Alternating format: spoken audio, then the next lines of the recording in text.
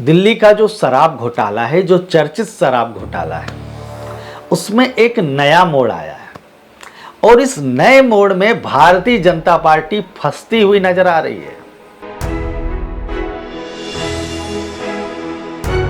दोस्तों, main stream media के माध्यम से हमें जो खबरें दिखाई जाती है, हम समझते हैं कि वो खबर है, जबकि मैं आपको बता दूं वो खबर नहीं होता है, वो समाचार नहीं होता है, वो होता है केंद्र सरकार का विज्ञापन, जिस माध्यम से भारतीय जनता पार्टी को लाभ पहुंचे, नरेंद्र मोदी की छवि में एक सुधार हो, नरेंद्र मोदी की जो छवि है मजबूत से और मजबूत हो जाए, उस प्रकार की कहानी, उस प्रकार की पटकथा हम तक प्रस्तुत की जाती है। खबरों को छुपा दिया जाता है। खबरों का अगर मैं कहूं कि एक पहलू ही दिखाया जाता है तो यही सही होगा। खबरों का जो दूसरा पहलू होता है वो हम तक नहीं पहुंचाया जाता है। यह मैं इसलिए कह रहा हूं क्योंकि अभी हाल ही का जो मामला है, जो चर्चित मामला है, दिल्ली का जो शराब नीति घोटाला है, जिसमें बताया जा रहा है कि आम आदमी पार्टी कहीं ना कहीं रिश्वत ले रही थी, भ्रष्टाचार में संलिप्त है। तो इस मामले में आम आदमी पार्टी के नेताओं की बात आप तक नहीं पहुंचाई जा रही है। वो आखिर कह क्या रहे हैं, यह बात आप तक नहीं पहुंच रही है। तो इसलिए जरूरी यह हो जाता है कि हमें इस इंटरनेट के युग में हमें सोशल मीडिया की भी कुछ खबरों को समझना चाहिए। वह तार्किक है, तथ्यात्मक है या नहीं है, इसका भी हमें खुद विश्लेषण करना होगा। यदि हम टीवी चैनल और अखबारों या सोशल मीडिया के भरोसे बैठकर अगर कोई जानकारी इकट्ठा करना चाहेंगे तो दोस्तों आप धोखे में हैं, आपको गलत जानकारी प्राप्त होने वाली है। यह बात मैं इसलिए कह रहा हूं कि जो आम आदमी पार्टी के नेताओं ने जो खुलासे किए हैं, इसकी जानकारी अभी भी जो कथित मुख्यधारा की मीडिया है उसमें नहीं बताई जा रही है। शरद रेड्डी जिसके ऊपर जिसको इन्होंने पहले गिरफ्तार किया, उसके बाद उसको जमानत दे दी। 60 करोड़ रुपया इलेक्टोरल बॉन्ड के नाम पर जो है भारतीय जनता पार्टी ने अपने खाते में जमा कराए। मनी ट्रेल सामने आ गया, लेकिन अब सीबीआई बोल सकती है, ना ईडी बोल सकती है, ना कोई नहीं बोल सकता। और भारतीय जनता पार्टी के नेता चुप बैठे हैं। मैं कहना चाहता हूं कि अगर हिम्मत है तो बताओ ये भ्रष्टाचार क्यों किया। किस तरीके से भारतीय जनता पार्टी ने चोरी छिपे इलेक्टोरल बॉन्ड के पर्दे के पीछे छिपके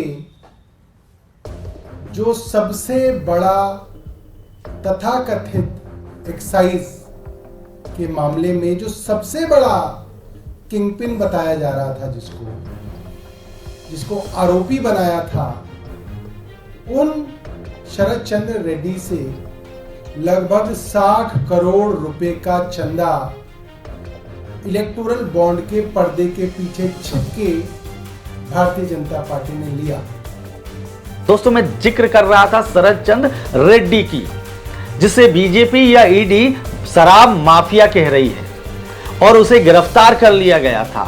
और दिलचस्प बात यह है कि गिरफ्तार तो कर लिया गया, जेल तो भेज दिया गया था, लेकिन अभी यह बताया जा रहा है कि जेल से बाहर है, इन्हें बेल मिल चुकी है। और बेल मिली तो मिली, ये सरकारी गवाह हो गए हैं और इन्होंने ही ईडी को बताया कि मैंने इतने इतने रिश्वत दिए आम आदमी पार्टी के नेताओं या अरविंद केजरीवाल को। और इस बात का सबूत नहीं मिल पाया है कि अरविंद केजरीवाल के किस खाते में इन्होंने कितने पैसे दिए या आम आदमी पार्टी के नेताओं को कैसे रिश्वत दिए, यह सबूत हमारे सामने नहीं है।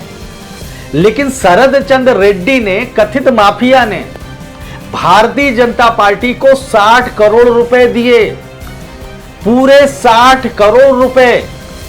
और उस 60 करोड़ रुपए के एवज में मैं कहूं कि इन्हें बेल मिल गई तो यह अतिशयोक्ति नहीं होगी। एक माफिया से चंदा लेने का मतलब क्या है? चंदा लेते ही वो जेल से बाहर आना। एक्साइज मामले के प्रमुख आरोपी से 55 करोड़ रुपए का चंदा उनके आरोपी बनने के बाद, जब ये बात ईडी और केंद्र सरकार ने खुद कही है कि ये पीएमएलए के आरोपी हैं, यानी कि इन्होंने मनी लॉन्ड्रिंग की है, यानी कि रोज भारतीय जनता पार्टी के प्रवक्ता जिसके नाम को रोज बता रहे हैं कि शरद चंद्र रेड्डी ने 100 करोड़ रुपए मनी लॉन्ड्रिंग द्वारा आम आदमी पार्टी को दिए, जिसका नाम वो खुद रोज गुणगान कर रहे हैं, उसी आदमी से इन्होंने 55 करोड़ रुपए उनका गुणगान करने के बाद ले लिए और भारतीय जनता पार्टी इस पे चुप है। दोस्तों, इसका मतलब ये साफ है, कहीं ना कहीं भारतीय जनता पार्टी के जो राष्ट्रीय अध्यक्ष हैं वो अब निशाने पर आ गए हैं और विपक्षी पार्टियां ये मांग कर रही है कि गिरफ्तार उन्हें भी करो। और एक सवाल हमेशा उठाए जा रहे हैं विपक्ष के माध्यम से, विपक्षी नेताओं को भारतीय जनता पार्टी जानबूझकर जांच एजेंसियों के माध्यम से डरा और धमका रही है और उन पर कार्रवाई करवा रही है। तो आप भी ये सोचते होंगे और लोग भी ये तर्क देते हैं कि विपक्ष के नेता अगर भ्रष्टाचारी हैं, अगर घपलेबाज हैं, इसलिए कार्रवाई हो रही है, उनके खिलाफ में सबूत मिले इसलिए कार्रवाई हो रही है। तो आपकी बात से मैं इत्तेफाक रखता हूं कि हां, अगर उनके खिलाफ में सबूत मिले, अगर उन्होंने भ्रष्टाचार किया है, यदि उन्होंने घपलेबाजी की है तो उन पर जांच होनी चाहिए। अगर वो गलत हैं तो उन्हें जेल की सलाखों तक पहुंचना जरूरी है, उन्हें सजा मिलना चाहिए। लेकिन जैसे ही ये आरोपी भारतीय जनता पार्टी के खेमे में आ जाते हैं या बीजेपी की गोद में बैठ जाते हैं, तब इन पर कार्रवाई क्यों बंद हो जाती है? इसका मतलब यह है कि सौदेबाजी की राजनीति हो रही है। मैंने तो अभी तक यही सुना था, अपराधी को बचाने वाला भी अपराधी होता है। जिन पर आरोप है ये भ्रष्टाचारी है, वो भारतीय जनता पार्टी में जाते ही दूध का धुला कैसे हो गया, कैसे ईमानदार हो गया। जिसे देश के प्रधानमंत्री महाघोटालेबाज कहते हैं, जब वही महाघोटालेबाज, कथित महाघोटालेबाज बीजेपी से गलबहियां करता है, तब वह घोटालेबाज क्यों नहीं रहता? तब वह जेल की चक्की क्यों नहीं पीसता है?